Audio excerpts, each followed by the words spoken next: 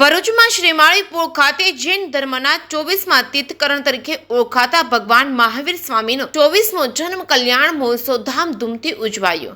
જૈન ધર્મના 24મા તીર્થકરણ ઓળખાતા ભગવાન મહાવીર સ્વામીનો જન્મ ચૈત્ર સુદ તેરસના પવિત્ર દિવસે થયો હતો। તેથી દર વર્ષે આ દિવસે મહાવીર જયંતિ તરીકે ઉજવવામાં આવે છે અને આ દિવસને મહાવીર જન્મ કલ્યાણ તરીકે પણ ઓળખવામાં આવે છે। ત્યારે આજે ભરૂચમાં મહાવીર જયંતિની ધામધૂમથી ઉજવણી કરવામાં આવી હતી। બોડી સંખ્યામાં લોકો ઉપસ્થિત રહ્યા હતા। ભરૂચના શ્રીમાળીપુર ખાતે જૈન ધર્મના 24મા તીર્થકરણ તરીકે ઓળખાતા ભગવાન મહાવીર સ્વામીનો જન્મ કલ્યાણ મહોત્સવ ધામધૂમથી ઉજવાયો હતો, જેમાં સવારે 8 કલાકે ભગવાન મહાવીર સ્વામીની પૂજા કરવામાં આવી હતી। સવારે 9 કલાકે વ્યાખ્યાન રાખવામાં આવ્યું હતું, તેમજ બાળકો તથા યુવાનોના પ્રભુ મહાવીર સ્વામી તેમજ વિશેષ વ્યક્તિત્વ પર તેમનું વિશેષ બહુમાન કરવામાં આવ્યું હતું। આ વ્યાખ્યાનમાં પધારનાર તમામ ભાગ્યશાળીઓને પ્રભાવના તેમજ લકી ડ્રોનું કૂપન આપવામાં આવ્યું હતું। બપોરના 2:30 કલાકે શ્રીમાળીપુર મહિલા મંડળની બહેનો દ્વારા ભગવાન મહાવીર સ્વામીની પંચ કલ્યાણ પૂજા કરવામાં આવી હતી। આ સમગ્ર કાર્યક્રમમાં મોટી સંખ્યામાં શ્રાવક અને શ્રાવિકોએ હાજર રહીને ભગવાન મહાવીર સ્વામીના દર્શન અને પ્રક્ષાલ પૂજા તેમજ પંચ કલ્યાણ પૂજા તેમજ જીવન વાણી તેમજ જીન વાણી તેમજ આરતી તેમજ નવકાશીનો લાભ લઈ પોતાના જીવનને ધન્ય બનાવ્યું હતું। જે કેસની ગુજરાતી સાથે કેતન મહેતા, ભરૂચ। આજે પ્રભુ મહાવીરના જન્મ કલ્યાણના દિવસે ભરૂચ જૈન ધર્મ પંથ પેઢી દ્વારા જૈન મંદિરના બાજુમાં આવેલ જૈન સાધુ ભગવંતોના નિશ્રામ જન્મ કલ્યાણકની આજે ઉજવણી ખૂબ સુંદર રીતે થઈ રહી છે। પ્રભુ ગુરુદેવના મુખેથી સાંભળી સૌ પ્રભાવિત થયા। પ્રભુ મહાવીરે તેમના 2600 વર્ષ પહેલા ધરતી પર જયારે આવ્યા ત્યારે એમની જીવનમાં ગ્રસ્ત તરીકે થયા, ત્યાર પછી સાધક જીવન જીવ્યા અને ત્યાર પછી તીર્થંકર થયા।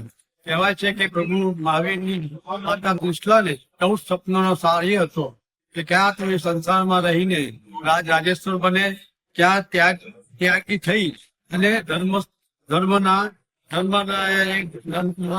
રાજેશ્વર બને।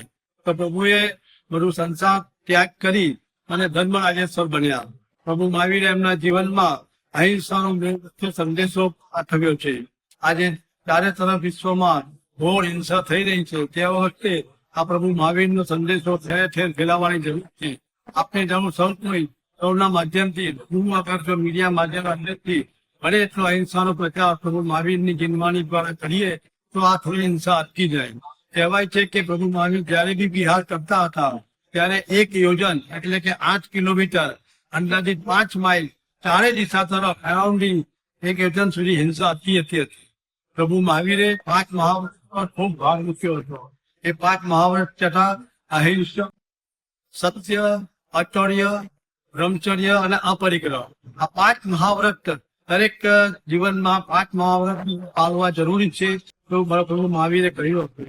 કહેવાય છે કે મહાવીરે કહ્યું કે ભાઈ પુરુષો જેમ સાધુ થાય છે એવી રીતના સ્ત્રીઓને પણ સાધુ કરવાનો અધિકાર છે અને એમને શ્રાવિકાઓને દીક્ષા આપી અને સાધ્વીજીનો સંઘ બનાવ્યો। એમના સમુદાયમાં 14,000 સાધુ માણસ હતા, 25,000 જેટલી સાધ્વીજી માણસ ભગવંતો હતા। એમની મુખ્ય સાધ્વીજી હતા। આવા પ્રભુ મહાવીર એમને આજથી 2600 વર્ષ પહેલા ખૂબ ઘોર તપસ્યા કરી, મૌન સાડા 12 વર્ષનું તપસ્યા કરી અને રાજુપાલિકા તરીકે નદીના તટ પર 1.5 વર્ષ સુધી ઘોર તપસ્યા કરી અને વૃક્ષ રીતે તપસ્યા કરીને કેવળ જ્ઞાન પ્રાપ્ત થયું। કહેવાય છે કે એ કેવળ જ્ઞાન પ્રાપ્ત થયા પછી પ્રભુ કેવલી તરીકે ઓળખાયા અને કેવલી થયા પછી મારા પ્રભુએ ત્યારે જીવન જીવ્યા ત્યાં સુધી માત્ર જીવવાણી દ્વારા બધાને હિંસા પ્રત્યે ન કરવી જોઈએ અને અહિંસાનું પાલન કરવું જોઈએ। અને એટલી હિંસા કાયાથી નહીં પણ મન, વચન અને કાયાથી તમારા મનમાં પણ કોઈ માટે હિંસાના ભાવ ન આવવા જોઈએ એના પર ભાર મૂક્યો હતો। 72 વર્ષનું આયુષ્ય જીવન જીવ્યા પ્રભુ મહાવીર સ્વામી અને આખા જીવનની અંદર પ્રભુ મહાવીરે ખૂબ સુંદર ઉપદેશ આપ્યા અને મુખ્ય ઉપદેશ જે અહિંસાનો છે કે ભાઈ તમે કોઈ દરેક જીવોને જીવો અને તમે જીવો અને જીવવા દો। નાનામાં નાની પેઢીને પણ જીવવાનો અધિકાર છે। તો આ જે ઉપદેશ અગર બધે જો ઘરે ઘરે પહોંચાડીએ અને વિશ્વમાં જો ફેલાવો થાય તો અત્યારે જે ચારે બાજુ દેશોની અંદર એકબીજાની અંદર જે લડાઈઓ થઈ રહી છે એનો કંઈક અંશે અટકાવ થઈ શકે।